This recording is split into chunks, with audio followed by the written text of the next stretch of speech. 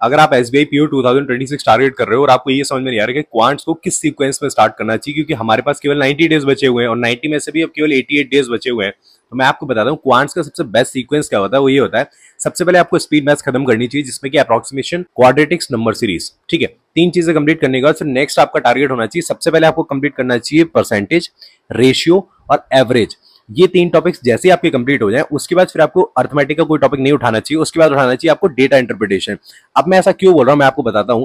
SBI PO में आपका जो डेटा इंटरप्रिटेशन है वो ऑलमोस्ट 10 से 12 नंबर का आता है, और स्पीड मैथ्स जो आती है वो 5 से 6 नंबर की आती है। ठीक है ना, तो इस हिसाब से अगर आप चाहते हो कि जितना जल्दी हो सके आप सिलेबस को कवर कर लो, तो सिलेबस को कवर करने का सबसे बेस्ट तरीका यही है। आप कुछ सोचो, आप अगर स्टार्टिंग के 25 दिनों में ये चीजें कवर करते हो, पहले स्पीड मैथ्स उसके बाद डीआई, ये 25 दिनों में आराम से कवर हो जाता है। तो इससे क्या होगा कि आपका जो क्वांट्स का सेक्शन है उसका 50 to 60% जो सिलेबस है वो ऑलरेडी कंप्लीट हो चुका है। उसके बाद केवल रह जाएगा अर्थमेटिक के टॉपिक्स, वो आप आराम से बाद में करते रहो। अब यहाँ पे बात ये आती है कि परसेंटेज, रेशियो और एवरेज करने की क्यों जरूरत है। मैं बताता हूँ, एक्चुअली क्या है कि जो डेटा इंटरप्रिटेशन है ना वो पूरा डिकोड ही इन तीनों टॉपिक्स पे होता है, तो इसलिए ये तीनों टॉपिक्स तो करना बहुत जरूरी है। इनको करने के बाद फिर डेटा इंटरप्रिटेशन ही करना चाहिए। यही एक बेस्ट स्ट्रेटजी है और यही एक बेस्ट अप्रोच है अगर आपको जल्दी से सिलेबस कंप्लीट करना है तो।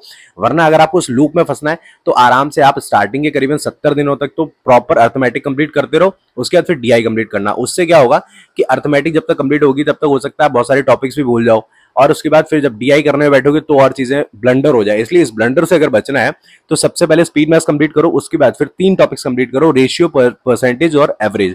उसके बाद फिर डीआई कर लो, क्योंकि डीआई आप जितनी जल्दी खत्म कर लोगे मेरे हिसाब से 25 दिनों में आराम से खत्म हो जाएगा। उसके बाद फिर जो आपके पास आगे के डेज बचेंगे ना, उसमें आप प्रॉपर डीआई के क्वेश्चंस की लगाओ। डीआई क्वेश्चन जितने ज्यादा आप लगाओगे उतनी ज्यादा आपकी प्रैक्टिस अच्छी होगी, उतने आपके नंबर्स बढ़ेंगे। आप सोचो, आप आराम से 18 से 20 मार्क्स का तो पेपर ऑलरेडी कवर कर चुके हो, तो आपको इतनी टेंशन नहीं होगी, आपके दिमाग पे इतना प्रेशर नहीं पड़ेगा।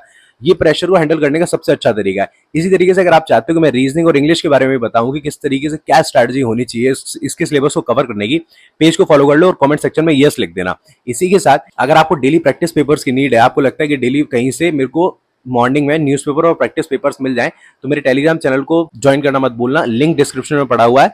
इस तरीके से लिंक पे क्लिक करो और यहाँ से टेलीग्राम चैनल ज्वाइन कर लो। और अब हम मिलते हैं नेक्स्ट वीडियो में।